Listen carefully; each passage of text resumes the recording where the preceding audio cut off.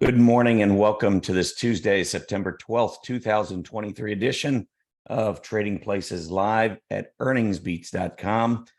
I'm Tom Bowley, Chief Market Strategist at Earnings Beats, and I'll be here to kind of walk you through the next 30 minutes or so as we prepare for the trading day ahead. Let's see, taking a look at futures. Currently down a little bit. We've got the Dow futures down at about 37 points.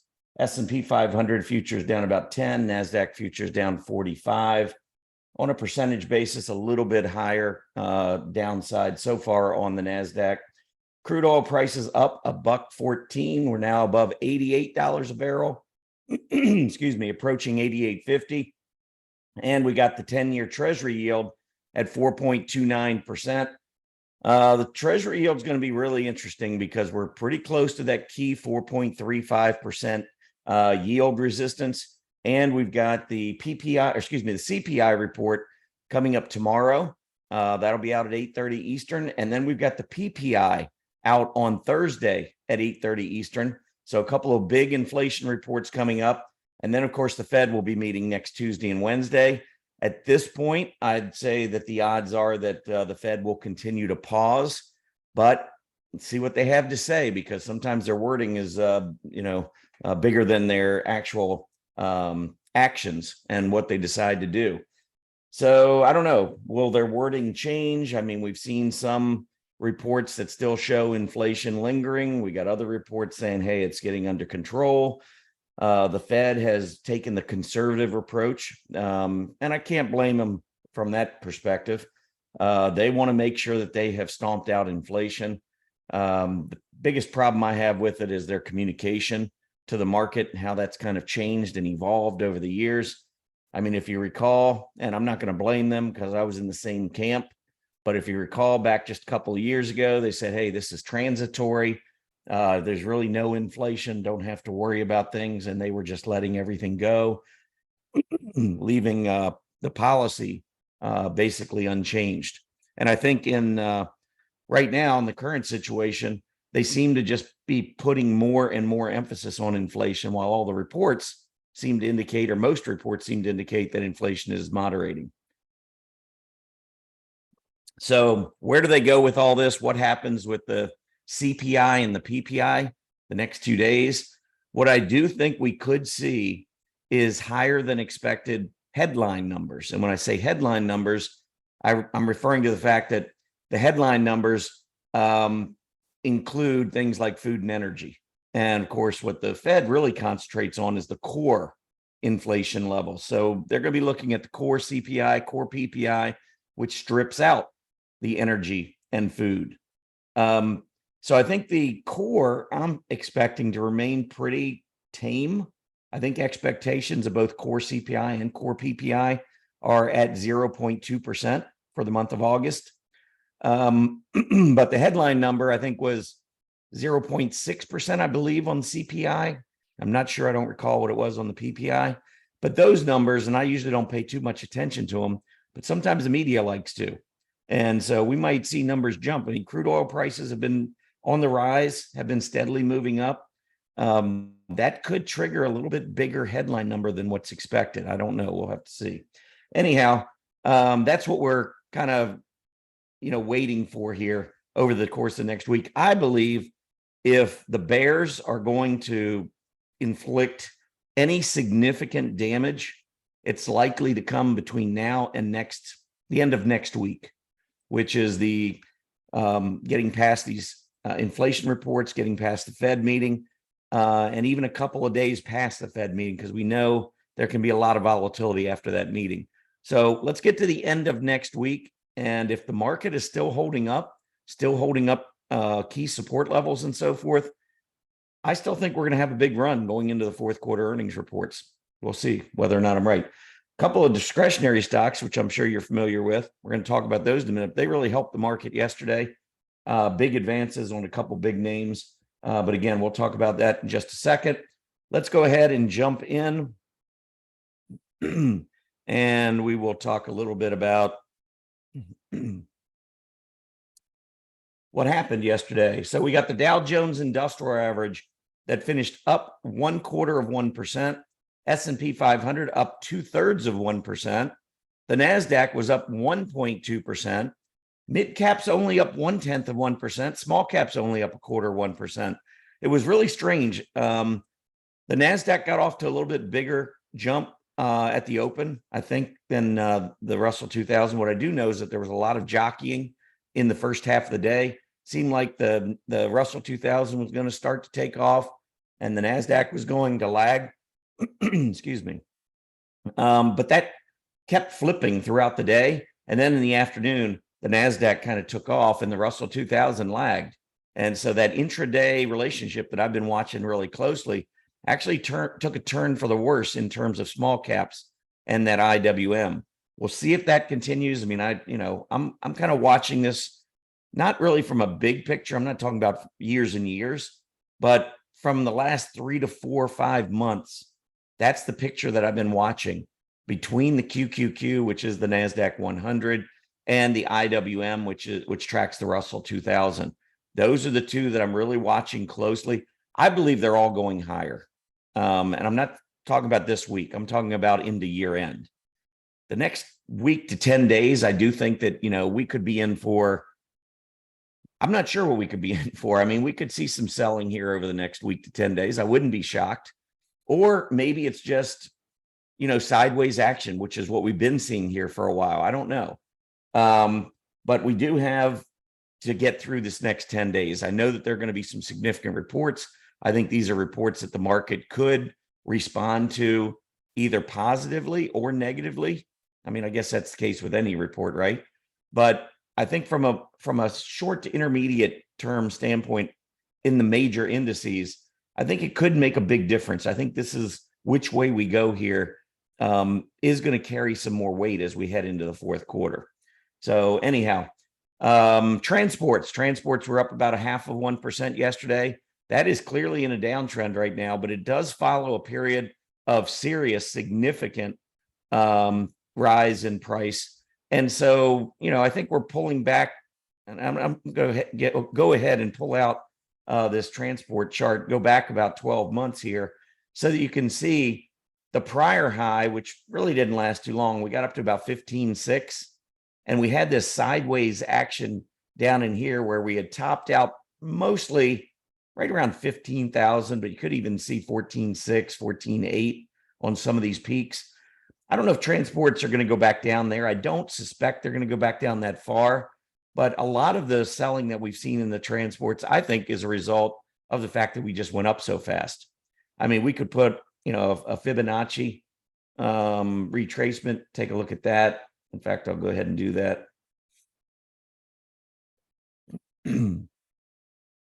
Let's just go right here from where it really started from. And what you do with Fibonacci retracement, if you're not familiar, is you go from the bottom to the top of the advance, and then Fibonacci retracement levels. It's the 38.2, 50, and the 61.8. Those are the three levels that you tend to watch to see what kind of recovery or what kind of a pullback we might expect after a lengthy advance. And in this case, the 50%, which is the one that I generally watch, is at 15,201.05. Yesterday, we hit 15,214. So from this advance, or from the low to the high throughout June and July, that 50% pullback would be back to about the 15.2 level, which is where we are. The 61.8 level would be all the way back down at 14,845. So closer to some of the other support levels that I talked about. We'll see what happens here, but I suspect we're getting closer to a bottom here on the transports. This is part of the industrial group. Industrials love the month of October and especially love the month of November. So we've got 2 really big months coming up for areas like industrials and financials. And I'm just talking about seasonally. And I think the chart actually sets up for that as well, pulling back as we go through September and head into 2 of the best months, or the 2 best months for industrials and financials. Now, what does that mean, though, for the next rally? Because if the industrials and financials normally do well, it probably means other areas of the market don't do so well. And when it comes to areas like discretionary and technology, yet that is the case. Those areas tend to slow down a little bit when we get into the fourth quarter. So what we might be seeing, or what we may expect over the next maybe 1 to 3 months, might be just simply what we saw in the fourth quarter of 2022, when we saw industrials and financials do extremely well. And we saw almost a retest of the lows when it came to the NASDAQ. And that was because technology, consumer discretionary, and communication services all were struggling on a relative basis during that fourth quarter. But was it bad action on their part, or was it just normal seasonality? I would argue it's normal seasonality, because this is something that's been going on for a long time. Not just, let me give you a quick analysis of what I'm talking about there. So here is the XLI, and we can go back like just throughout this secular bull market, which is 2013. That's when the S&P 500 broke out above the highs from 2000 and 2007. That was our confirmation that we were getting the breakout and that a new secular bull market was upon us. 2013. So if you look back to that 2013, you'll see the XLI has gone up 9 out of 10 years in November, 7 out of 10 years in October. And look at the returns, the average returns, 7.5% between the two of them. And I mean, if you look back at any other period, I mean, November is easily the best month of the year. October was the third best. The only month that beat October was July. So you got the first and third best months of the year coming up throughout the secular bull market advance. And watch November as I go back even further here. Goes up to 91. That's 10 out of 11 years, 11 out of 12, 12 out of 13, 13 out of 14, and then it drops. So 13 of the last 14 years, industrials have gone up in the month of November. Almost 2/3 of the time they've gone up in the month of October. And over these 15 years, this 15-year period, October and November up 7.3% on average. That's a lot, 7.3% on average in just a 2-month period. And again, if you look back to all the months over this 15 years, only July stands in the way of October and November being the top 2 months of the year. So industrials love this time of the year. Also, let's just pull up the transports, because transports are just as amazing. Go back, there's since the secular bull market, averaging 5.4%. Then you go back, you just keep going back during that same period, last 15 years, averages 4.8%, goes up close to 90% of the time, or 90% of the months. October, almost 2/3% of the months, averaging 3.5%, 8.3% in transports. That's your average for October and November, the last 15 years. So yeah, these groups have pulled back. XLI's pulled back, transports have pulled back, but it's kind of a healthy pullback after a pretty lengthy advance. And now we're going into the strongest period of the year. So I'm looking for some leadership to emerge again from industrials and financials. If I look at the XLI versus the SPX right now, you can see it's been downtrending since peaking back in March.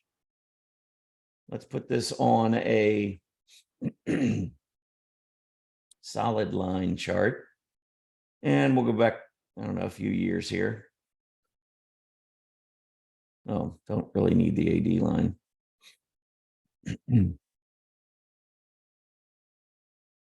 Anyway, so here's October and November. This is 2020 XLI taking off. Let's see, here's October into the middle part of November. We did weaken here in the second half of November, but that was a up period. Let's go back over here. Actually, 2018, and that was the bear market, if you recall. That was the trade war related bear market. But we went down along with just about everything else that year. 2021 right here, maybe a little bit down in 2021. Last year in 2022, this is what I was referring to. Look at October, November. Here we were to begin October, and here we were to end November, and then throw in December. I mean, it was a very strong last 3 months of the year. And here we are pulling back in September. But what I'm looking at is, we annotate this.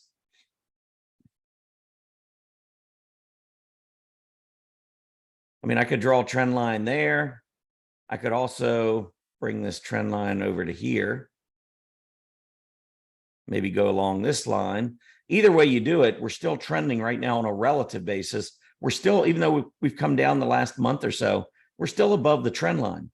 So to me, that's another reason why we should expect that we're going to see a bounce in the XLI versus the S&P 500. And if we do, that would be probably a good sign for transports, obviously for industrials, and more for the value-oriented stocks. And that's what I'm thinking, is that maybe we're going to see a little pause in the relative strength of growth stocks and maybe a little movement toward the value stocks. So those are just a few of the things that I'm looking for. Let me go back all the way to where we were. Sectors, look at discretionary. Discretionary had a huge day yesterday, rising 2.7%, breaking back above this downtrend line. If you connect the recent highs, getting back close to the high that we saw in the early part of August, and really not that far away from the July high. So really good action in discretionary stocks. Communication services also turning up, which is a good sign. Energy pulled back. That was the weakest group yesterday, down about 1.3%. But we've got crude oil prices back on the rise again today. The XLE is trending above the 20-day. I wouldn't be surprised if the XLE goes right back up to new highs. Why was discretionary, or why were discretionary stocks trading so well yesterday? Well, two stocks that make up about 45% of the ETF, Tesla and Amazon. Tesla was up 10%, Amazon 3.5%. Amazon made a breakout, or certainly went right up above, just above the recent high closes, recent high candle bodies to set a new high. So you got a breakout there with Amazon, and Tesla breaking kind of out of this downtrend move that we've seen. If you look at the lows or you look at the recent highs, this gap up and move up yesterday was nice.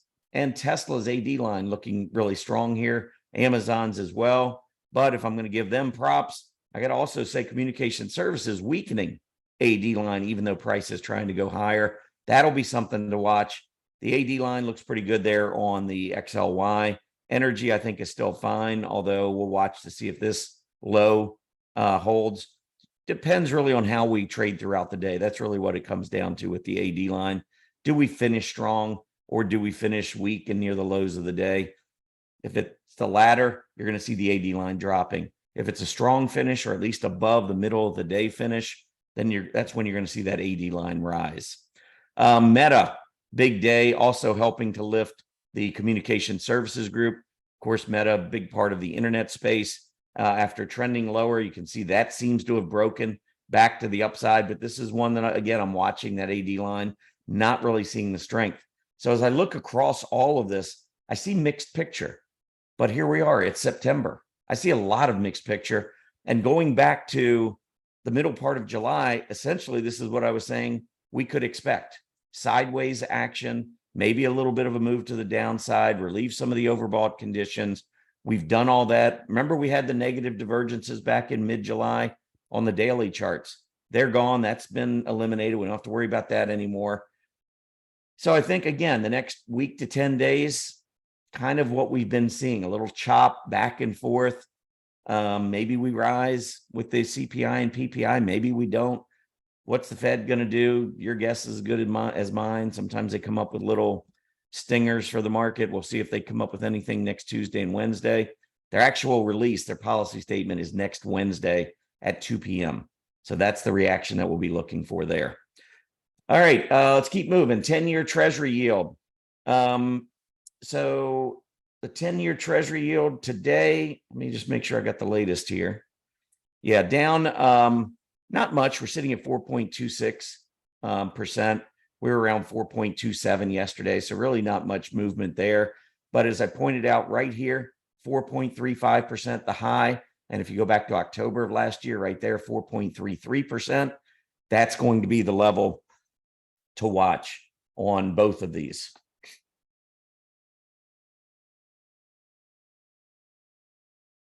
Or I say on both of these, I mean both of these tops. That's where we really want to focus our attention on this chart. Do we get that breakout? That could spook the market in the near term. If you're wondering, hey, what might take the market down a little bit, maybe take out those recent lows, I would say a big move up in the 10-year treasury yield is one thing that certainly could be a catalyst for a move like that. So let's see what happens going into the report, and then see how the market reacts to it. The other thing to watch, even if the 10-year treasury yield does break out and we move lower, what leads us to the downside? That's really important. If technology kind of just holds its own and discretionary continues to do okay and communication services holds its own, I don't care if the market pulls back, because to me, that's telling me Wall Street is not exiting those aggressive areas of the market. And if they're not exiting, I'm not exiting. And that's kind of where I've been sitting for a while. I follow the beneath the surface signals. And right now, most of those signals to me remain bullish. S&P 500, kind of I don't know. I mean, maybe this is, I talked about this when we were rising a little over a week ago. Maybe this is a little bit of an inverse head and shoulder. It could be a cup that's still forming. I'm looking off of big advances. When we start to pull back, I look for continuation patterns. Anything that I can spot that suggests, maybe this is, just bottoming, and let's look for a breakout at a certain level to kind of trigger the next advance. And when I look at the S&P, what I see is maybe a left shoulder right here, and then a little bit of a bounce. Probably if we look at an hourly chart, maybe it'll be a little bit clearer, or maybe not. Maybe let's go back a little ways though. So we're coming down. You can see maybe a little rally here, or even this rally. Either one of those, pick your pick whichever left side of the neckline you want. And I'll pick that first one. We'll annotate to show you what I'm looking at. I mean, it's not crystal clear, which normally if it's not a clear type of a pattern, then most traders aren't going to see it, and so probably not act upon it. But here was the high. Here's where we come down, potentially put in a left shoulder, neckline. We go all the way down to the low, which is the head, come back up all the way back to test that exact area at 45.40, and then back down. Pretty steep right shoulder, though, compared to the left shoulder. I like to see them a little bit more symmetrical. But if we go back up and we break 45.40, even if you don't call this an inverse head and shoulder, just breaking above a level where you've had a couple of key tops is good for the market. So watch 45.40 to the upside. I think that's the initial clue to look for. The recent low, to me, the big one ultimately is the recent high and that recent low down here, 43.40. The breakout above the August 2022 high was 43.05. So those are the two big levels to the downside for me. The two big levels to the upside, first 45.40, and then we get back up over that 4,600 area.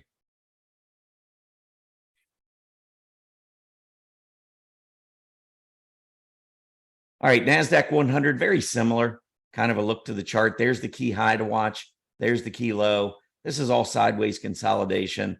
Movement above the moving averages, below the moving averages, above the moving average, below, back above.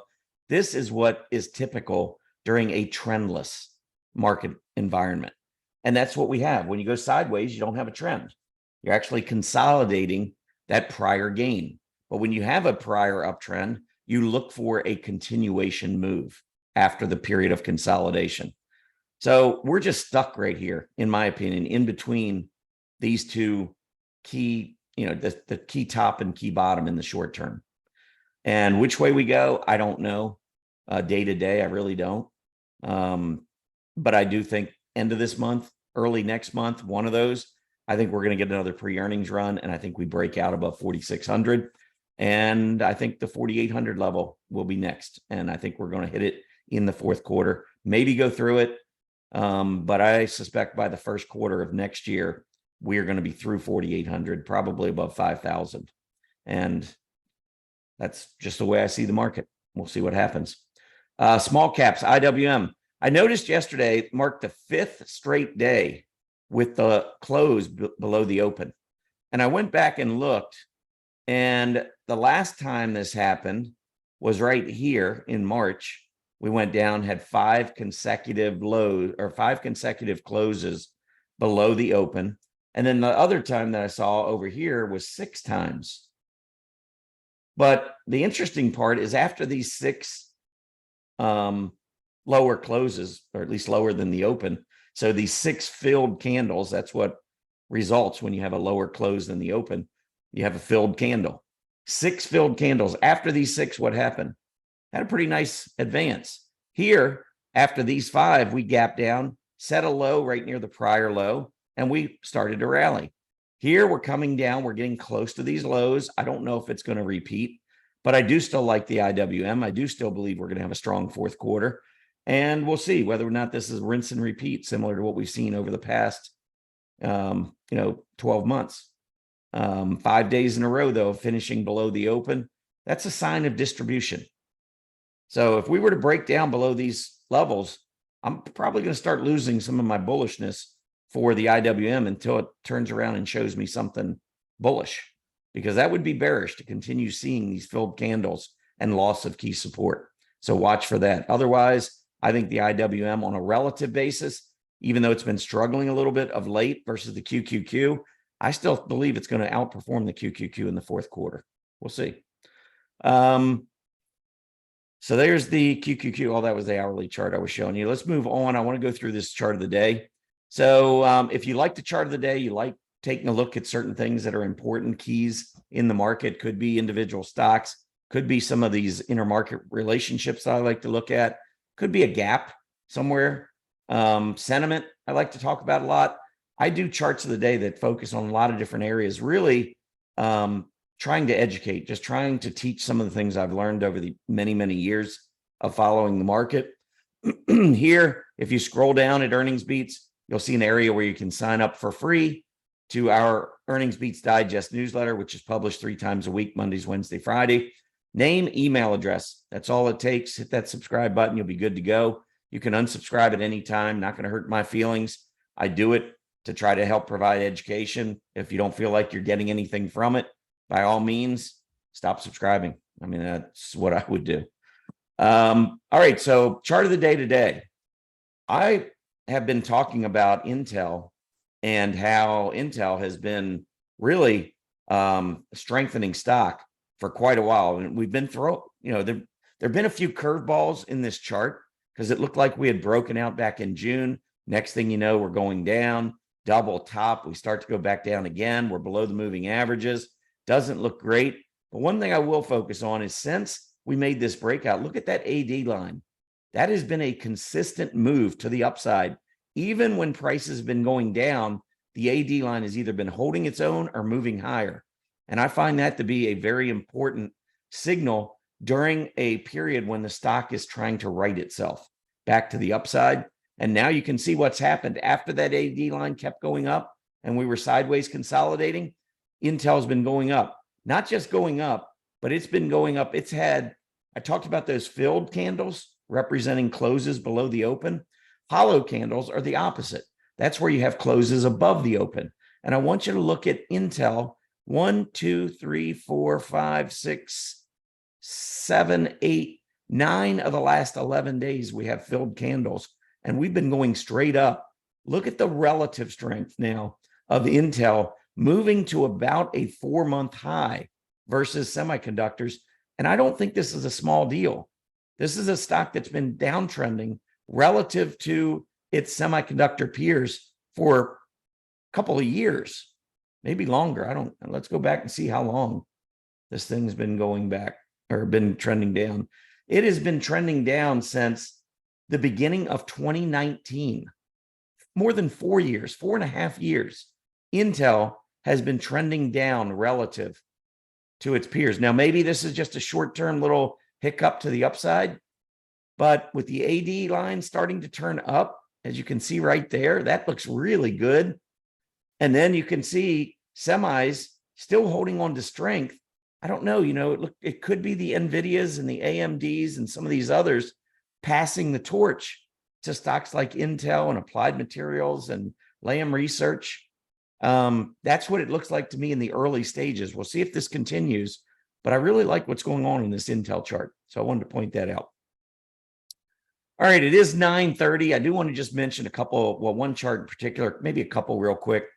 We have a bullish trifecta chart list at Earnings Beats. It's one of my favorites because what it does is it takes only the stocks that are common among three other chart lists. The strong earnings chart list, meaning that in its most recent quarter, it had to have beaten Wall Street's revenue and earnings per share estimates, and it had to be decent technically, had to be liquid, had to meet those different criteria, but it was on the strong earnings chart list. It was also on the strong AD chart list. That's the accumulation distribution, that AD line I was just talking about, and I mentioned quite a few times during the show today. If the stock is on that strong AD chart list, it means that its AD line looks really good. So now you've got a stock that's beaten Wall Street revenues in the last quarter, the estimate, beaten the EPS estimate, earnings per share, has a strong AD line, and the third chart list that it's on, the raised guidance chart list. So not only did it do all that, but the company also raised guidance. And this is a chart list that has 65 companies on. It's a really workable chart list.